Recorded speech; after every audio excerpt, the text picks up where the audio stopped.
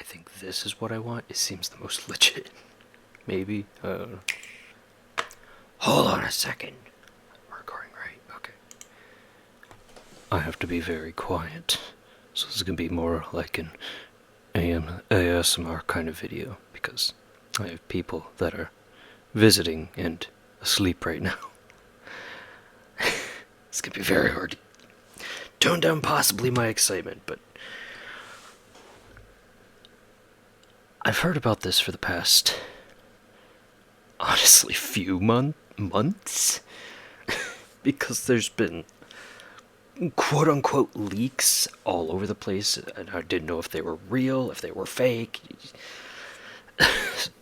So I didn't want to jump on the bandwagon before I knew actual information, as well as, well,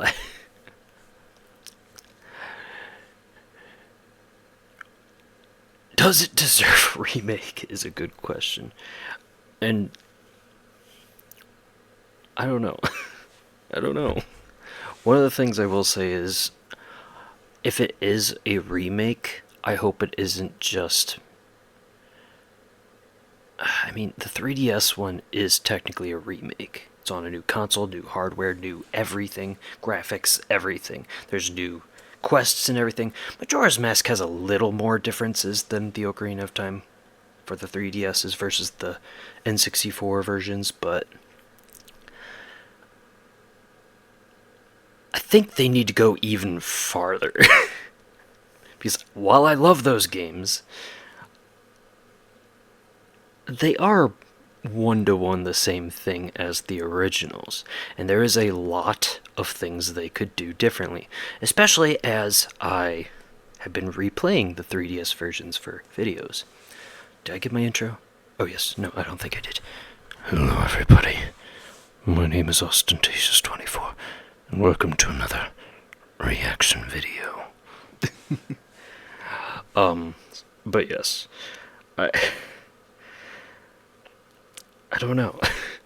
One of the biggest things that I know a lot of people are definitely going to ask for, especially with, Breath of the Wild, Tears of the Kingdom existing, is a more open world styled Ocarina of Time, of which there's been fan-made versions of, with ROMs and emulation and everything. I started one for Majora's Mask back in November. Nobody watched it. But that's fine. It was also a randomizer, to be fair. And then... But even then, and how I've been handling the 3DS version of Ocarina of Time, it already is kind of open-ish. To a degree. Obviously, there's some things you have to do in the specific order first, but for the most part, it is a lot more open than people give it credit for. I mean, I didn't tackle the gems out of order in the young Link section of the game, but for once we hit adult Link, I went and did we started the forest temple, but then I said, you know what, halfway through, screw it, let's jump to the water temple, and then we beat that, and then I went back to the forest temple. I haven't released these videos yet, but I went back to the forest temple. I did one or two things, and then we left and went to the fire temple. And then, yeah. Obviously, some temples, I don't know. You can't do the desert temple, probably. I'm not sure about the Well of Souls and the Shadow Temple. If they have to wait till after those three or not. There's 6. What's the other? No. There's 5, but there's 6 sages. Right. I think, right? If I remember correctly. Something to that effect. I don't know. But yeah. One of the big things that a lot of people are going to be asking for most likely is the open world aspect. I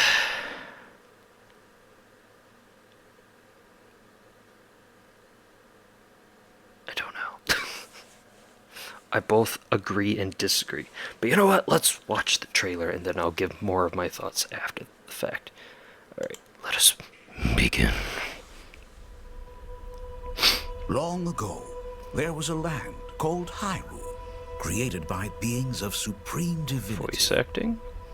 I guess that makes sense. At Ooh. the very edge of this kingdom, there lay a small forest. A small Within it, old an man ancient Deku. solitary tree quietly watched over the inhabitants of the forest. These forest dwellers were called the Kokiri. So cinematic. Each had a family, It's like a movie. and they lived out their innocent lives in these woods.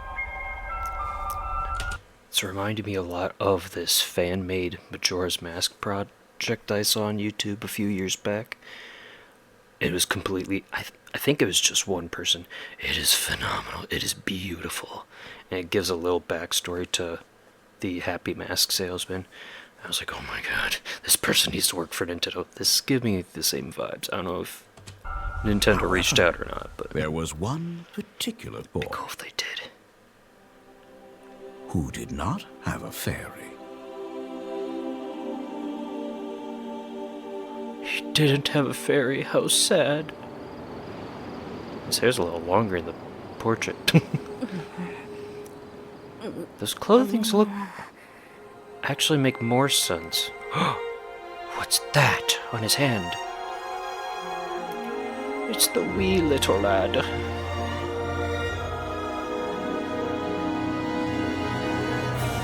Oh! The Legend of Zelda, Ocarina of Time.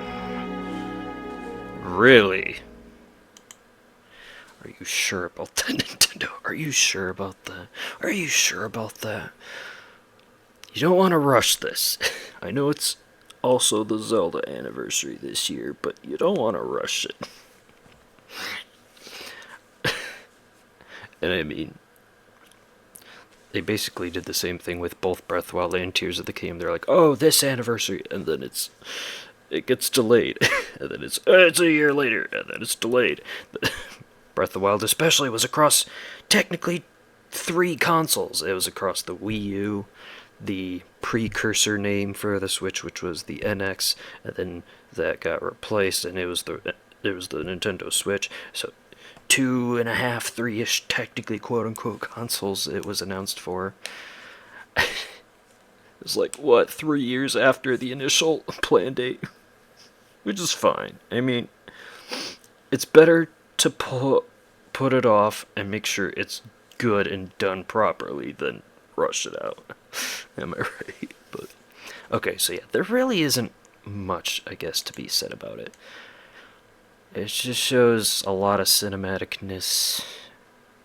Link looks a little bit like a girl in that shot, and then his hair's shorter here. And yeah, it does look... I kind of like this. It looks more realistic for him living with the Kokiri. Very natural kind of clothing. And textures and stuff. The bed looks not comfortable, but it makes sense. I mean, he lives in the forest with the Kokiri. It makes sense. If the actual game is this quality, okay, cool, good, I guess. The thing about... Don't get me wrong, I like remakes and stuff, but at the end of the day, I don't care how a game looks, as long as it does more and new things to make it stand out from the originals, like I was saying before. This looks like it's gonna be good, and it's gonna have good graphics and stuff, but at the end of the day, if the 3DS version or the 64 or the GameCube versions of Ocarina of Time play arguably better, then those are the ones people are still going to talk about more, and they're more like probably the 3DS version. There's a lot more intricacies that are better flowing with the gameplay, especially with the dual screens and tapping here and there. You want the bow, you click here. Versus the N64, you have to open the menu and then you flip over to this page or that page, and so you gotta click the button. It's a lot more time consuming, right? It's not doop doop doop go go go with the item selecting. And I do love it when franchises get remakes, especially of my favorite games, but it also has to do something to make itself stand out from the originals. So, like, while this is good, if it note for note follows the exact same progress as the originals, doesn't change anything to the story or the characters, or give you new items or something, then it feels pointless and just like an expensive cash grab for something that obviously people are going to want to buy. And, oh, this will sell. Oh, this will sell. It's going to make tons upon tons upon tons of money, especially with, damn, Nintendo raising prices on both Switches and games. This will probably be $80. Will it be deserving of the $80? That remains to be seen as of right now. I mean, appearance-wise, sure, but like in terms of actual, when it comes to video games, the artistic value isn't just in how it looks; it's in how it feels. That's the big driving force behind video games. That's what makes video games stand out from even movies or TV shows, right? It's they're different. Especially this is especially seen with like RPGs, like versus Lord of the Rings, or like your Legend of Zelda versus Lord of the Rings. You are Link. That's why his name is Link. He's linking you to the world of Hyrule. That's why Miyamoto named him that. But you are in the role of the character. You are controlling the characters, whether the protagonist is an avatar like Link or not. You control them. You are the they are at your disposal. Their lives are in your hands. This is especially true with Fire Emblem, with permadeath. Versus a movie, you're just sitting there and watching it. You're not interacting with the characters, right?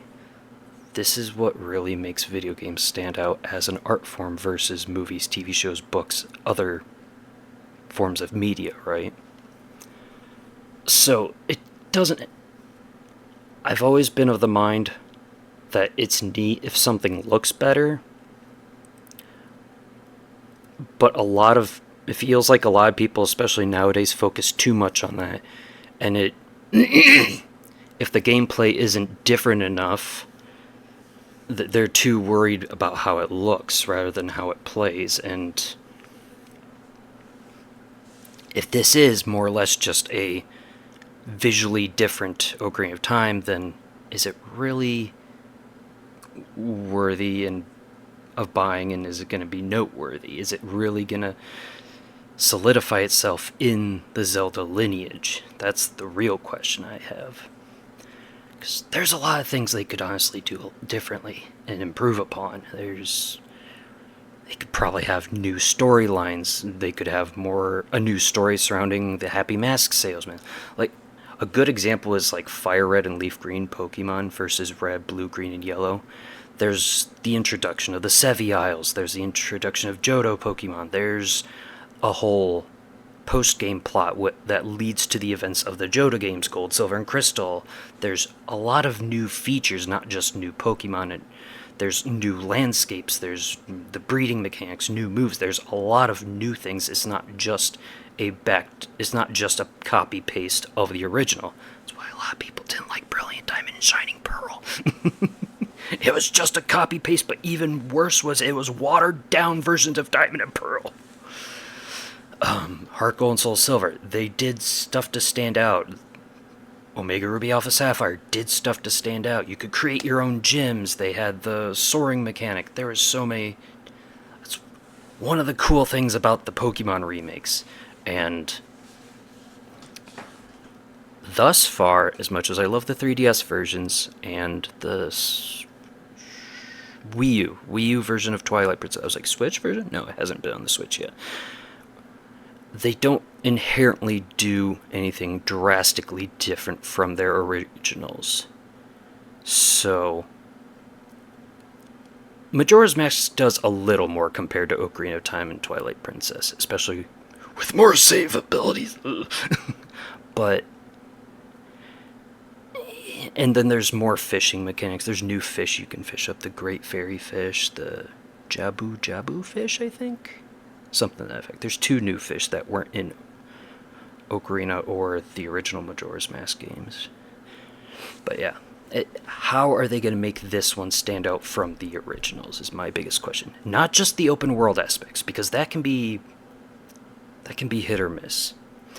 I have big issues with open world games. They're fun, but they're also tedious, especially because you can only focus on one thing at a time, and then I get overwhelmed. That's the thing. I'm both ADHD and OCD, and I feel like I need to do everything, but then I'm in the middle of too many things, and then I'm like, I don't know what to do next. That's why I love open worlds, but I also hate them at the same time. They're the bane of my existence. So, like, hopefully it's not too open world, but it still has a lot of stuff to do. I hope the world of Hyrule isn't like 5 times the size of the originals or something. But like you have a lot more choices you can make, like especially going after temples and stuff, right? When do you save Epona? When do you save Malon? When all these other little things here and there can you do differently? And again, new storylines probably, especially to tie into other Zelda titles. Heck, something I've seen a lot of people talking about is, could there be a fourth timeline that spawns from this that leads to the Breath of the Wild timeline? Excuse me. Because as it stands, they've kind of been trying to push away the idea of the timeline for whatever reason. How if Link fails in Ocarina of Time, it leads to the Fallen Hero timeline. If he succeeds and grows up, it leads to the Toon Kid timeline because he abandons the future, and then he goes back to his own time, and then that leads to the adult timeline with Twilight Princess and all that stuff. It does feel like Breath of the Wild could get its own thing, maybe. And that also raises more questions. Like, a lot of theories are, is the hero of the Breath of the Wild, is he the hero of time, or is he a different hero? And so many elements, so many elements. I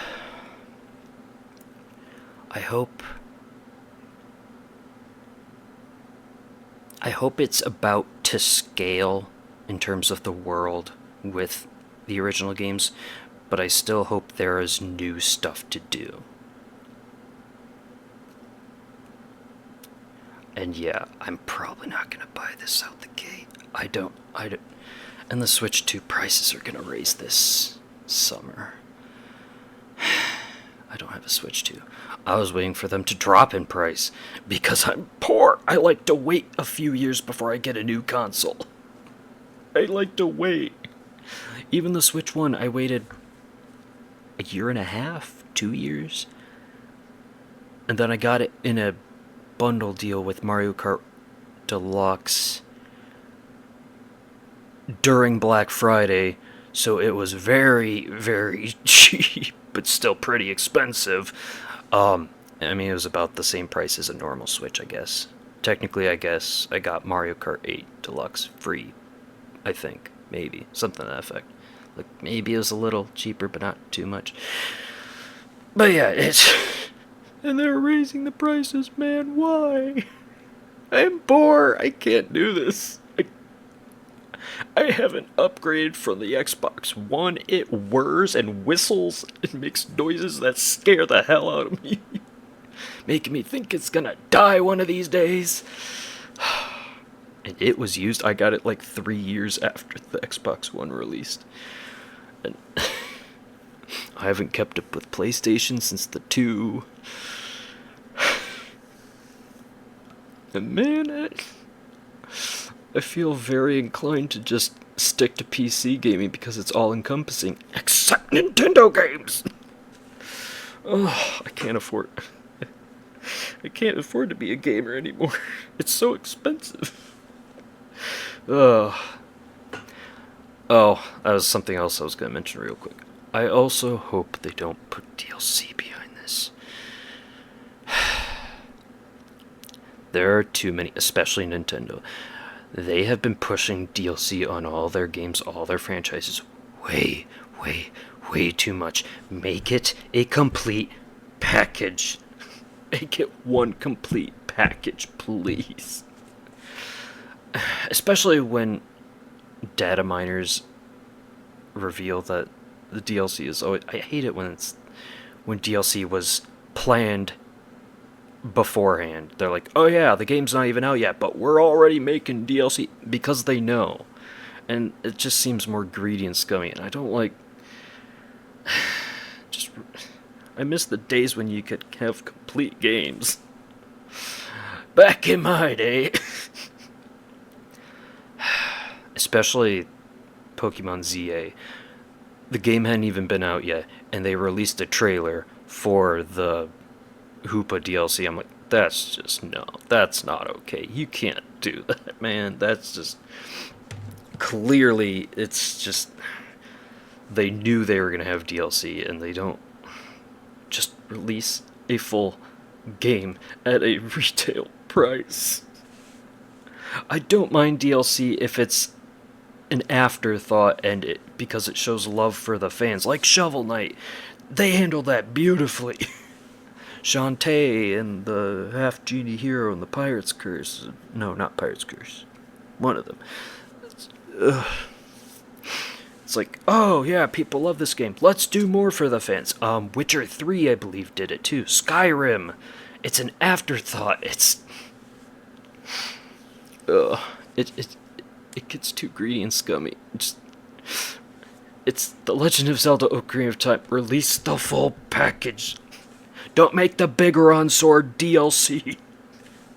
Or, I don't know, there's a 7th Sage, but you have to buy the DLC to do this quest, and then you get the Uber Omega Master Sword or something. I don't know. It's like, just release a full game, please. I can't afford these sorts of things. But yeah, on that note, I'll be finishing up the 3DS version of Ocarina of Time definitely this summer, especially because it's my favorite Zelda title, and we celebrate the channel's anniversary in July, and then my birthday in July and August. We're definitely finishing up the 3DS version, and it's honestly a perfect time that I started this back in November, and then be finishing up around then, because maybe I'll get this at launch. I don't know. It depends. Depends on how much money I have. It depends if I can get a Switch 2 at a reasonable price. And then it'd be fun to compare and contrast all the differences, and if they actually went all the way and made changes and stuff, and what changes were made. But yeah. I don't know. I'm harping a lot at the end of this, but I am still kind of excited, but I can't help it. I'm all giddy. I feel like a child again. It's like, oh, so exciting. So yeah. Sorry if my thoughts were a little scattered. Hopefully I made sense with all my points and stuff. It's just I'm trying to be quiet so I don't wake people up. But I'm really excited for this, and I can't wait to see what comes from it. If I had to guess, it makes sense for coming out either in the fall or early December. Like, this is definitely a holiday, a Christmas product. It will sell like hotcakes then. It'd be cool if they had a Switch version of it. Oh, I would definitely buy a Switch bundle package with the game. Get that during Black Friday when it's maybe slightly cheaper. Oh my god, I would love that. That'd be awesome. Oh my god, yes, that'd be great. Nintendo, if you're listening to my whispers, whispers to Nintendo in their ears. Do this for me, please. I'm waving my hands like, ooh, spooky, ooh. Even though you can't see me. Alright, so yeah. That's about it. Let me know your thoughts. Do you agree, disagree? What are you looking forward to you in this? Let me know in the comments. Are you excited? Are you not excited? All those things. Thank you so much for watching. I hope you have a lovely day and or evening. And until next time, whatever it is I may do, I hope to see you then. Hopefully I was loud enough, not too quiet enough, but also quiet enough that I'm not blasting your ears by being too close to the mic. And until next time, whatever it is I may do, Zelda or otherwise, I hope to see you then. Farewell.